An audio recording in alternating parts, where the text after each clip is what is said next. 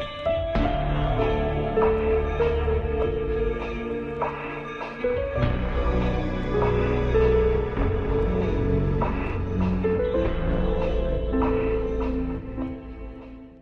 everybody, welcome back to Out of Body and happy Valentine's Day. For those of you who celebrate, if you don't, then well, you'll probably like this video because we are going to be reading a horror story, specifically a creepypasta that I found on Reddit, which is very much the opposite of a heartwarming romantic story. So I thought I would do this for those of you who just enjoy creepypastas, enjoy horror, or those of you who are single and don't like Valentine's Day, or if you just don't like Valentine's Day, even if you're not single. I get it, I see you. So today's story is called All's Fair in Love and War, A Valentine's Nightmare. It is a two-parter story, and I'm going to read both parts in this video. So real quickly before we get into this story, please visit the post where I found this story and show the author some love. The post is found down below. I've got a link to it. Once again, I found it on Reddit, so the Reddit handle is u/WillRayne. Definitely show the author some love and follow along with the story. Give it a like. And let's get right into this creepy Valentine story. So once again, the story is called All's Fair in Love and War, A Valentine's Nightmare, Part 1. I think just about everyone active in the dating community has had the occasional experience with crazy eyes. No, this isn't some cryptid who preys on the innocent single looking to mingle or any of the like. More of a condition than something paranormal or otherworldly, I suppose. Male, female, gay, straight, somewhere in between, or as yet undecided, there are crazy eyes in every community. They may seem so normal, if that's even a thing, when you first meet. Average conversation, maybe even some of those little mannerisms that drive you nuts. The biting of the lower lip, stroking of the hair gently over an ear, wrinkling the nose with a smile. Those little things that invest your interest right off the bat. Sometimes, it's not until it's a little too late before those eyes sell the actual truth of things. More often than not, you can escape these encounters unscathed. Maybe a few weeks of awkward text messages, or the occasional parked car on the other side of the road outside your house. But it generally doesn't last. Valentine's Day of last year, though, that one left me questioning if I will ever attempt dating again. My buddy James and I had come up with precautions for such things. A simple alert, locked and loaded before meeting a new prospective mate. We called it the abort code. Silly and childish, yes, but we had both experienced more than our fair share of evenings out on the town that required some help to escape. We would have the message, "How's your mom and them?" typed out before the evening's events would begin, ready to just hit send if things should go sideways. It was a natural enough conversation starter that shouldn't expose what was actually going on, should this be one of the more radically crazy types, who would whip the phone from your hand to make sure you weren't texting another girl or something. Yes, that has happened before. On that occasion, I was technically messaging another woman, that being my mom, but even after explaining that to my date, Julia or Jen or something, she had to double check. The night went downhill from there. This was before the abort code was a thing, so I just had to grin and bear it. After that incredibly long night, James and I came up with this. We had been best friends since childhood, so we had a vested interest in one another's potential significant others. We never arranged dates on the same day, so we would be ready to assist the other should anything go wrong. If we received the notification, it was time to spring into action. The first step was a phone call, requiring a bit of acting on the part of the one in need of a bailout. There would be shock and maybe even tears, depending on how severe the crazy was, ending up with having to ditch the date to get to the hospital ASAP. Most times, this was enough to get the job done. The insane person in question was sometimes offered to come along to help soothe the weary and pain-stricken heart, wounded by whoever had been in the terrible accident, but not always. At the end of the day, even crazy people feel uncomfortable around someone suffering, especially if they've only recently met. Should this not be enough to get the job done, step 2 would be set in motion if no all clear was given within 15 minutes. This would require acting on both sides, as we would have to show up in person to attest to the validity of how grim the situation was. This part would make just about everyone at the restaurant feel uncomfortable, as we would make a full scene from our dramatic performance. By the time our improvised play would reach its end, we would both be practically running for the door, leaving teary apologies in our wake. The only downside to having things this far is whatever restaurant or bar this would take place in was now burned for at least a year. We couldn't risk inadvertently letting the regulars in on the act. Not if we didn't want to blow our cover. We only had to resort to this one time. Her name was Lucy or Lenore. Definitely an L name, I think. She looked pretty embarrassed by the ridiculous performance we put on, and as did just about everyone else around us. But it did the trick. She didn't even text the next day to check in, so I considered that a job well done. Step 3, the final step, would be an act of pure desperation. While we had been fortunate enough to never have to use this, we would carry some laxatives to every date. Whether we took it ourselves or had to essentially roofie our crazy dates would be dependent on the scenario. It hadn't yet been fully fleshed out. Sorry, I couldn't resist. Either way, the results would be sure to stick a fork in things, or so we hoped. It was still just a working theory after all. Yes, this may be taking things a bit too far, but it's like they say, all's fair in love and war, right? This was good enough for me anyway. So it was about a week before Valentine's Day last year, when a work friend set me up with one of his sister's friends. Well, he was more of an associate, I guess. He had only worked there for a month or two, but he seemed a friendly sort. I was resistant at first, being generally not a fan of hookups, but after he showed me the girl's picture, I was invested. Yes, call me shallow if you like, but she was gorgeous. Dark hair, dark skin, bright to green eyes. Oh, hey, that's me. And a smile that could melt a glacier. Perhaps if I had allowed the idea that there had to be a reason that someone this breathtaking was still single, maybe I could have made better decisions that night. Unfortunately, my mind wasn't in charge at the time. Yeah, I'm a pig. I know. For what it's worth, I most definitely learned my lesson, the error of my ways, and all that. James was never a fan of Valentine's for reasons that are not mine to share, but I still checked in with him to make sure it was available just in case. As expected, he had nothing planned for the day, so I went ahead and set it up. Rainey, the stunning girl in question, and I texted back and forth over that week leading up to our official meeting, and my anticipation was building with every message. We discussed everything from taste in movies and music to where we went to school and even preferred sexual positions. Hey, she brought it up, no innuendo intended. Over those days of messaging back and forth, I didn't pick up even the slightest of red flags that some crazy would be lingering behind her eyes. Okay, so after what happened, I went back through the thread to find there were a few, but as I said, I wasn't exactly guided by the top floor at the time. Still, I should have picked up on it when she asked about my ex-girlfriends and the like. Those bitches just didn't appreciate you, one message read. You just had to wait for the right girl, and such. They seemed innocent enough at the time, but I would normally feel a bit uneasy when these things came up before we even met. Regardless of my excitement, I still arranged to meet at the restaurant. She came off a little offended when I recommended this over picking her up, but I wouldn't budge on this one. I've endured a few awkward rides over the years as I returned a crazy eyes or two to their home, so this was a far better option than facing the temptation of leaving someone stranded. It may seem like a childish way to think, but even in the face of a nut job, I hate to leave someone without a way to get back home. Okay, I have had to leave a girl money for a taxi before, but that couldn't be avoided. It was that, or worry she would jerk the wheel halfway back to her place. Rainey was already at the restaurant when I arrived. Something that caught me a little off guard at first, as I pulled up a good 15 minutes early to grab us a table before she got there. As soon as I walked in, prepared to ask the hostess to jot my name down, I heard that very information yelled out from somewhere in the dining area. When I noticed the head of my date peeking out from a booth near the back, I felt stunned for a moment, giving an awkward smile and a wave, while just about every other face in the crowd turned to look at me.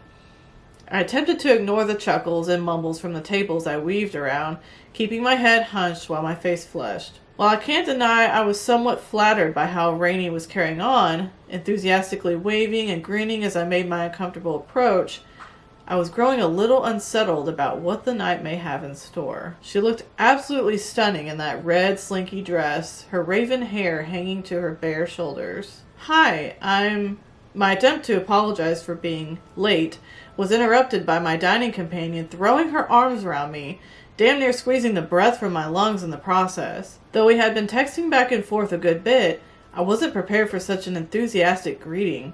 Given the fact that she was even more stunning in person than in the pictures I'd seen, my logical mind took a back seat to that far more task-oriented, lesser brain that many of us possess, that one that habitually gets us into a lot of trouble from time to time. I know, I'm not exactly proud of it, but what can I say? "It's so nice to finally meet in person," she said, finally releasing her surprisingly strong bear hug. Yeah," I said with an awkward laugh. "You look beautiful." "Well, that's an odd thing to begin with," she said, the wide smile fading from her face as she took her seat.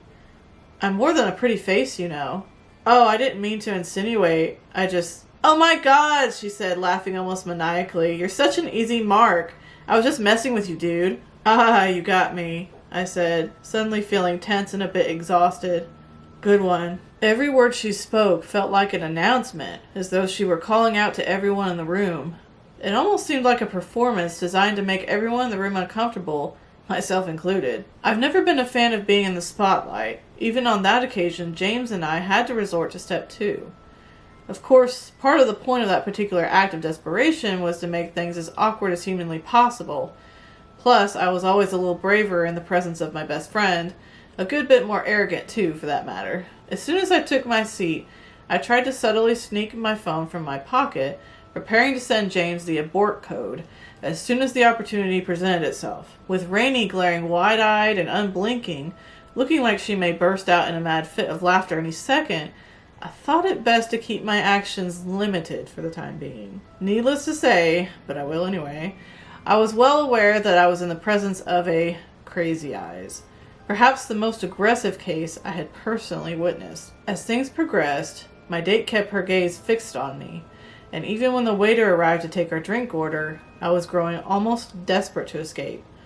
When I asked for a glass of water, making a lame excuse that I had to be at work early in the morning, Rainey practically barked at the waiter, demanding that he bring me a Jack and Coke instead. While that may have been partially my own fault, as I had mentioned this to be my favorite drink over the previous days of texting, I still tried to give the waiter, who looked almost dumbfounded, an apologetic shrug. With the expression he returned, I had a feeling he knew where my head was at the time. "Waiter," she said, looking almost disappointed.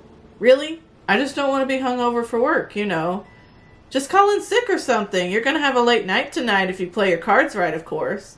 I almost jumped out of my seat when I felt her toes caressing my inner thigh, her lips peeling back into a mischievous smile. The waiter, who was still standing there, looking as uncomfortable as I felt, finally backed away from the table. "I'll be right back with those drinks," he said, shaking his head. I glanced at him, wearing my best help-me expression before turning back to the wide-eyed woman whose foot was slowly creeping further up my leg. "I have to go to the restroom," I said, jumping from my seat before my date's actions could leave me in no fit state to stand up in a public place. I caught a brief glimpse of her agitated expression before I sped off in search of the facilities, but as soon as I was clear, I sent the Hail Mary text to James. Once I made it to my chosen panic room, I took a seat in the farthest stall, eagerly awaiting a reply. Though I knew my friend would wait a good 10 minutes before calling with the prearranged panic-inducing tale, I couldn't bring myself to head back to the table just yet. I even sent a few follow-up messages, just to state the urgency of the situation. After a few minutes and no word back from my partner in crime, I was growing more anxious about potentially being stuck there. Sure, I could have just made something up and run off. After a few minutes and no word back from my partner in crime, I was growing more anxious about potentially being stuck there. Sure, I could have just made something up and run off if it came down to it, but given Rainey's behavior up to this point, I was certain she wouldn't make that easy. I even considered sneaking out while she wasn't looking, as childish as that may seem. But something about this woman assured me that there would be some retaliation for that. No, my only safe bet, the only clean way to break free of this, was the abort code. James had never let me down before. I had to believe that he would come through this time. Finally, with the 10-minute mark nearing, I reluctantly made my way back to the table. I could practically see the steam billowing from Rainey's nostrils as I drew closer, causing me to feel that tension returning to my extremities. "I'm so sorry about that," I said, sitting back down, avoiding eye contact. "Did I get you so excited that you had to rub one out?" she said, wearing the expression of a disappointed mother, more than an overly eager date. "What? No, There's no shame in it," she said, sipping from her daiquiri. "Everyone does it." "But I didn't. I just had to." "Whatever, dude. You better have enough left in the tank tonight." I felt almost stunned in the headlights of her rigid gaze as she laid her glass back down. "I ordered our food. You were gone so long I didn't want to have to wait any longer." "Oh," I said, choosing not to ask what god-awful dish she had spitefully requested for me. "Thanks, I really am sorry. Can't avoid the call of nature." I attempted to chuckle, something that was not remotely genuine at the time, but she continued to stare knives at me. "Well, now I must answer a similar call," she said, sliding from her seat. "Don't run off while I'm gone. It would be quite rude." She spoke so coldly before gingerly strolling off to the restroom. I found myself stunned once more. Had my mind not been all over the place, I may have been better prepared for what came next. My being froze in place, staring blankly at the back of the restaurant until she started on her return trip from the restroom. I only had seconds to send another text to James, hoping to God he would hold up to our failsafe. "How's your mom and them?" I swiftly texted, hoping the screaming capital letters would alert him to how seriously I needed his assistance. I quickly tucked my phone back into my pocket as soon as I hit send, right as my crazy-eyed date slipped back onto her seat across from me. Giving her what I hoped would be an effective enough "I wasn't doing anything" smile, I was momentarily distracted by the vibrating noise coming from her purse. As she pulled her bag onto her lap, dipping her hand inside and removing contents hidden to me by the table, she glanced up to meet my gaze with far more fury behind her eyes than before. She looked back down to her purse intently, the sound of her fingers tapping across the screen of what I assumed to be her own phone, before setting the bag on the table. "I don't know about you, but I could use another drink," she said, a gentle smile returning to her face. "Yeah," I said, "me too." As a more friendly conversation began, one that provided me with far less discomfort than anything this night had presented me with so far, I hoped that the tension had finally eased completely. When my best friend's notification tone jingled from my pocket, however, I would find that my circumstances may be far bleaker than I realized. Given that my date no longer looked as batshit as she did only moments before, I hoped it would be safe to at least glance at the message I had received. "I'm sorry," I said, with a more genuine laugh as I swiped the screen. "They are fine. How are yours?" the reply from James read. Puzzled and a little dumbstruck by this, I sent back a questioning "WTF, man?" before looking back to the woman on the other side of the table. The strangely satisfied and slightly arrogant smirk she wore didn't fully register with me at first. When that vibrating sound buzzed from her lap, though, I finally began to put things together. Again, she looked down as her fingers tapped across the screen, looking back up a second or two later. When she lifted the phone from her lap, dropping it back into her purse, and laying it down beside her on the bench, "Just focus on the gorgeous woman across from you, man. We'll talk tomorrow," appeared in the response to the text I sent. A flood of questions attacked my mind all at once. How did she get his phone? What did she do to get it? Where the hell is James? They were crowding my thoughts so quickly my mouth couldn't hope to catch up. Just as I began to convince my voice to work again, our friendly waiter arrived, wielding a tray of delicious-smelling food. "What the hell is going on here?" I asked, the waiter cutting his eyes from me to Rainey as he hesitantly laid down the plates. "It's our food, honey," she replied with a giggle. "That's kind of what happens in restaurants." Would you guys like anything else?" the uncomfortable-looking server said, still glancing between the two of us. "You know what I mean," I said. "That'll be all," my psychotic date said, smiling at the man who began to back away the second she granted permission to do so.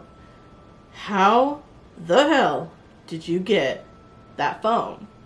I asked, losing my patience with this ordeal. "I don't know what you're talking about," she said mockingly. "Can we just eat already? I'm starved." "Don't change the subject.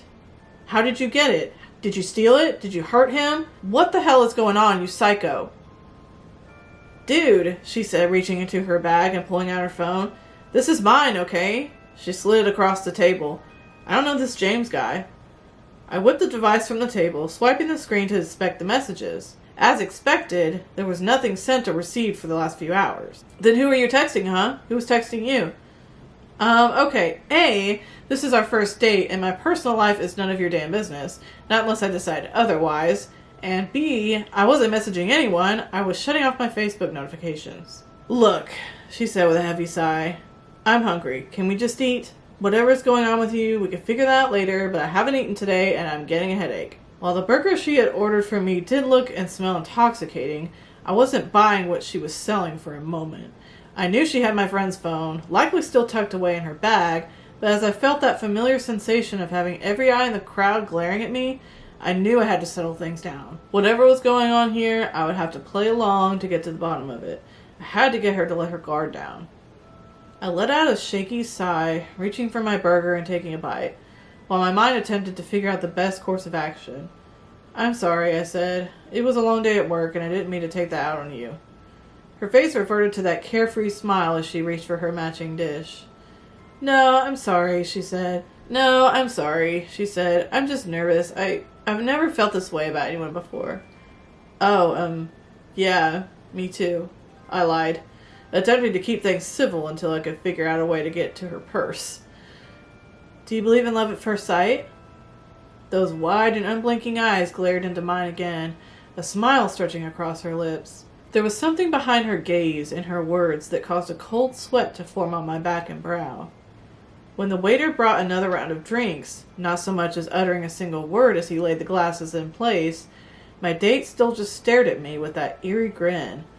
A strange sort of panic manifested within me, begging me to run now before it was too late. I came close to doing that very thing, but that was before the sudden onset of dizziness. Oh my god, are you okay? Rainey asked as my head lifelessly drooped from one side to the other, my eyes attempting to roll back. I feel weird, loopy.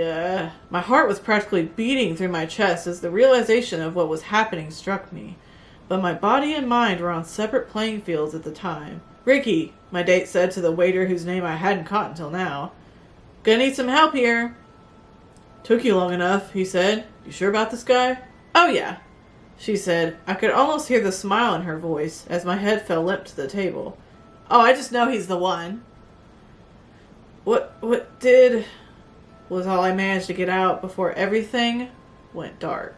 So you guys, that is part 1. Now I am going to read part 2, but I am going to take a quick break before I get into it, because I'm getting over a cold and I still have a cough and my voice is like dying right now, so I'm going to take care of that. Before I get back, if you want to, pause the video and drop a comment down below and let me know what you think is going on in this story. What's really going on with this girl?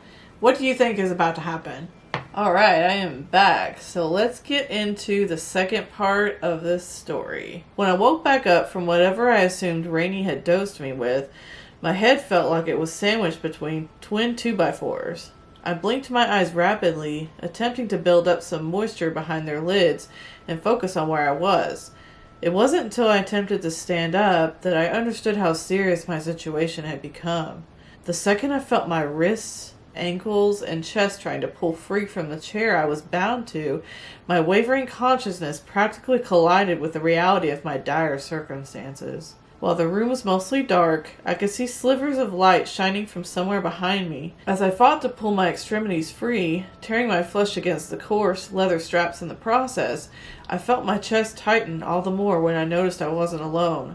"James?" I said, far louder than intended, as I was still unsure if my captors were nearby. Seeing his bruised, swollen, and bloody face hanging limp where he sat, bound in the same manner as I feared the worst. "God damn it, James, wake up!" I was still trying to keep my voice low, but with the panic fueling my thundering heartbeat, that was no simple task. When my best friend began to stir, slowly shifting his body, I felt my lungs deflate from the grateful sigh. "Denny? What's going on?" he said, lifting his head, his bones crackling as he straightened his posture. What the hell, man? Shh! Keep your voice down. Just cool it, man. We gotta figure a way out of here." "What is this?" he asked, darting his head around, wincing at the likely pulsing pain of his half-shut swollen eye and bruised jaw. "Do you remember anything? How you got here? Who kicked your ass?" "Shit, I don't know, man. I was at home." No, someone was inside. I went to the kitchen and something hit me. Knocked me out cold, I think. That's all I remember before... Oh, God."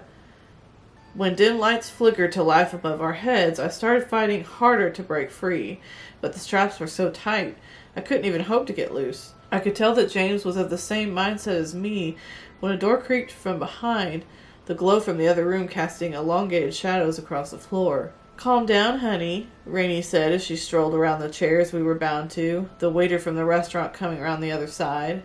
"You're gonna hurt yourself." "Let us go, you crazy bitch. Watch your damn mouth," the tall man said, slugging me across the jaw. "Cool it, Ricky," the psychotic woman said, laying a hand on his shoulder as he reared back for a second swing. "Don't mess up that pretty face too much." He just growled as he backed up, taking his place by her side. Though I hadn't paid much attention to his appearance at the restaurant, I could now make out a certain similarity between my two captors. The same dark complexion, black hair, and large emerald eyes. He was a good half a foot taller than her, even with the heels she was wearing, but twice as wide. Though he was still dressed in that white shirt, tie, and black vest, I could see the muscles bulging beneath the fabric. Of course, given how hard he hit, it was no surprise that he now seemed a veritable beast of a guy, rather than the friendly and almost awkward waiter he was playing the part of. "You sure this is the guy?" he said, his words lined with hatred. "He looks weak, feeble even." "Oh yeah, he's the one, for sure," the pretty brunette said, her unblinking eyes cutting right through me. "What the hell is this? Rainey? What did she see in this asshole?" the big guy said, completely ignoring my words. "He is kind of cute," Rainey said. She was always a sucker for the cute ones. "Who are they talking about, man?" James asked, still battling against his own straps. "How the hell should I know? They're batshit, those two. Another swat from that wide fist stuck a fork in my attempts to rationalize the actions of the crazy people of the world, something that left my already thumping head spinning. This hit felt twice as hard as the last, my eyes crossing from the impact. James spat. "Let me loose and I'll show you a real ass-kicking." The laughter that erupted from the duet of lunatics revealed more of their shared madness. The anguished and hate-filled expressions transformed into something I can only describe as maniacal, their wide eyes and gaping mouths drooling as they cackled, slapping their knees while gagging from the howling chuckles. "That was good. You're funny," the large man said, wiping tears from his eyes. James glanced over at me, his expression matching the bewildered look on my face. It wasn't till this point that I just knew we were going to die here. These two were not remotely of any sound mind, something that assured me that they would not be simply letting us loose after a few well-aimed sucker punches. No, they were on a mission. There would be no abort code freeing us from this, even if my partner in crime wasn't trussed up next to me. "Just let us go," I begged, my eyes welling up with the reality setting in. "Yeah, we didn't do anything," James added, his voice croaking. "We won't tell anyone about this, just let..." I was as shocked as my friend as Rainey's laughter suddenly stopped cold, her hand moving so quickly as she struck his face, neither of us saw it coming. "You didn't do anything?" she screamed, the veins visibly pulsing at her temples as her eyes widened so much I thought they might spring free of their sockets any second. "You think you're innocent? Do you really have no idea what you took from me?" I was stunned, frozen in place, even if I had the ability to move anything but my head.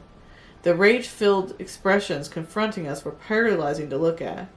We all just stared at each other in intense silence for what felt like minutes, though the passage of time was not exactly something my erratic thoughts could comprehend at the moment. Rainey was breathing so heavily while her dead stare was locked with that of my closest friend, while I cut my eyes between the three whose company I was forced to share. The bulky man wore a cold expression as he blinked from me to James, back and forth like a pensive pendulum.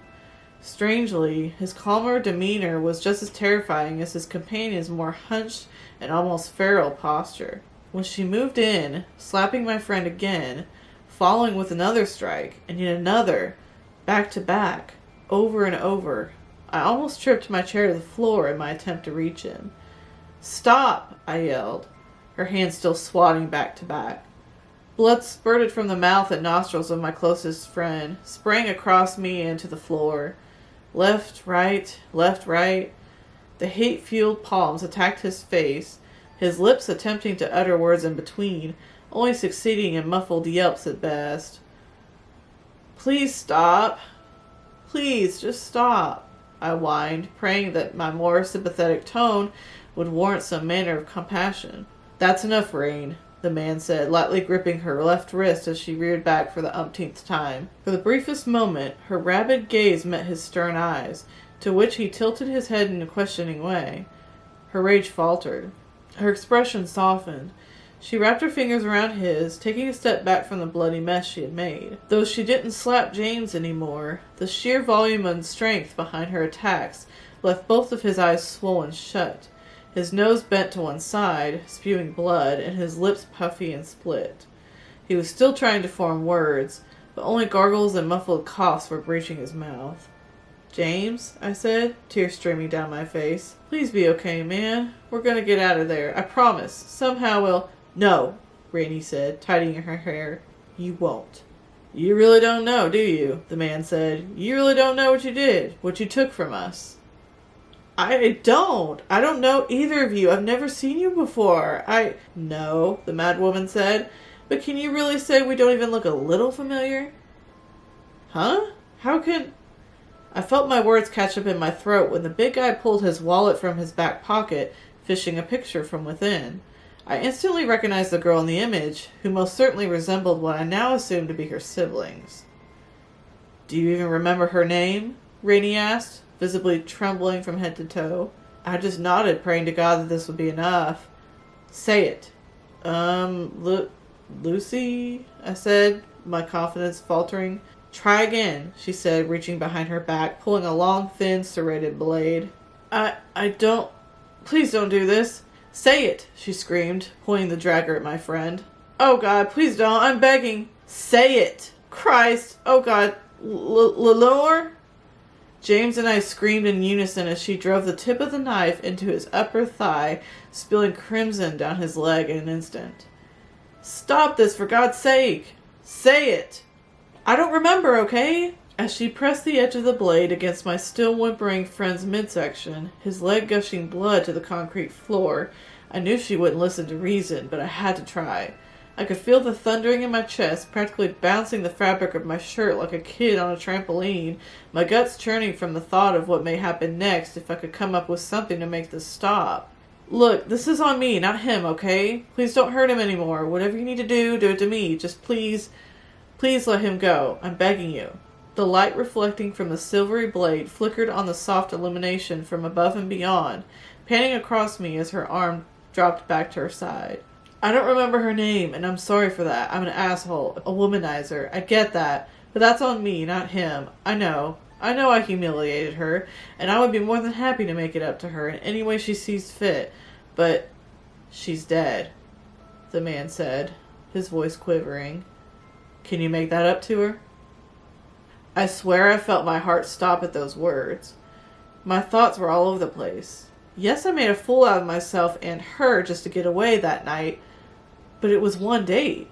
How can I be held responsible for this after spending, a few hours in her company? As much as I attempted to convince my lips to utter these very words, I was stunned by this revelation, as well as everything else that night had shown me. Finally, after regaining my ability to speak, I asked the question that still haunts me. How did she die? She killed herself, Rainey said, holding up the blade still dripping my friend's blood. With this. Oh my God, why? Why would she do that? Why did... The knuckles of the waiter put a quick end to my words, leaving my head spinning once again. Because of you, because of what you did to her, he said, wiping my blood on his shirt. Me? We just met for the first time that night. I mean, we've been texting for a while, but we were just having fun. How can I... She was a fragile girl, Rainey said, her eyes glistening. She always had been. You weren't the first to leave her high and dry, but you were the last. She was so humiliated when she got home, I couldn't even hope to calm her down. She rubbed her eyes, trying to sniff back the tears. Her brother put his arm around her, attempting to console her, but his tears only fueled hers. She ran off to her room and I tried to follow. She yelled at me to leave her alone, so I hoped she just needed a little time. Time to let it roll off her shoulders. It wasn't the first time some heartless guy had left her in tears, so I thought she would be alright after a while. When I went to check on her a little while later, though, the floodgates opened, transforming the confident and rage-filled woman into a sobbing, wailing child before me. I felt my chest burn from what she had told me, as well as the sight of my captors spilling tears upon one another. Yes, her sister was a bit of an odd one, way more unsettlingly enthusiastic than she had seemed over text, but I would never wish this on anyone. When James responded to the first stage of our abort plan, she pretty much guilted me into sticking around. Everything inside me begged me to get going, but she seemed so broken when I told her I had to go, that there was an emergency and I had to get to the hospital. I thought she was just being dramatic, practically bursting into tears when I said I had to go. When I caved and decided to stick it out, she was even more clingy than before. It was maybe 30 or 40 minutes later when James showed up at the bar and I had not sent the all-clear text. We acted out a ridiculous scene, turning every eye on us, but I didn't fully pay attention to my date. I only played my part to run away like an insecure teenager. I can see it now. That image I had not registered at the time. The sight of that poor girl looking so crushed by what we were doing. When I turned to give one last look before I darted out of there, I could tell that she could see through our pathetic performance. That she understood I went to such lengths to get away from her. Can you imagine what that would do to someone? Even one who wasn't already a little disturbed? "I'm so sorry," I said, my eyes refusing to meet theirs as I spoke genuinely for the first time since I met the beautiful girl with the raven hair. I swear, I never meant to hurt her, to hurt Lacey. I can't say when it was that I remembered her name, but it caught the attention of the crying siblings before me. "I'll accept whatever you need to do, whatever you see fit as punishment. I've spent so long thinking about only myself, I never took the gunshot that echoed through the room, almost deafening me, took a second to fully register. Again, I felt frozen, mentally checking myself for wounds, when I looked up to see which direction the revolver was trained. I felt my eyes trace the waiter's shoulder to his wrist, to the hammer of the pistol, to its smoking barrel. When my gaze followed that course over to the gaping hole in the forehead of my closest friend in this world, the shock would not so much as allow me to scream out. "Now you can feel what we felt," the man said. "What it feels like to lose someone you love," his sister finished. No more words were spoken after that. No further punishment was given. No more hateful looks staring down at me. When the needle pierced my arm, I continued to just glare at the leaking corpse of my dearest friend, his vacant gaze being the last thing I saw as my consciousness drifted into darkness. When I awoke in my bed, it took me some time to put together everything that had occurred, along with how much time had passed since I left my home. Discovering that 3 days had gone by since I left out for that ill-fated date, I wasted little time in reaching out to the police. They would find no proof of the existence of Rainey Barnes, nor her siblings, for that matter. The restaurant doesn't even have any records of someone fitting the description of the waiter who served us that night. Witnesses recall overhearing some awkward conversation, a waiter helping an apparently drunk guest and his humiliated girlfriend out to their car, but nothing that would hold up in court. There wasn't even any luck tracking down the guy who hooked us up in the first place. Apparently he had been working under an assumed identity, having quit his job the day of the 14th. Whether he may have been another sibling or someone else entirely, I'll likely never know. Upon inspecting the house I spent just as much time at as my own, they would find it empty, its owner having seemingly vacated over the past few days. James didn't even have much in the way of family, and neither did I, for that matter. Perhaps that's why we grew so close over the years. There was nobody to reach out to, nobody who would know where he may have gone. Nothing. The facts being as they were, all the police could do was file a missing persons report. Whether anyone believes me or not, I know what happened on Valentine's Day last year. While I've considered looking for the duo who ripped my life in two, I feel there's no sense in it. What's done is done. I told them I would accept their punishment for my actions, and perhaps they simply called my bluff on that. At the end of the day, it's like they say, all's fair in love and war. I suppose it's only right that I finally end up on the losing side of that argument. That was probably long overdue, all things considered. And that is the end of the story. What did you guys think? That was kind of a longer one for, you know, what I usually do on my channel. I usually do short stories, but I was just really impressed with this one. I thought it was really well written. I thought it was really suspenseful, and I couldn't stop reading it. So anyway, I hope my voice didn't sound too scratchy during this video. I hope you guys enjoyed it. Drop a comment down below if you would like to see more videos like this in the future, because I can definitely do more creepypasta storytelling videos. But that is it for today's video. Thank you guys for watching. If you made it to the end, kudos to you. Let me know, drop a comment if you made it to the end, and I will see you in the next video.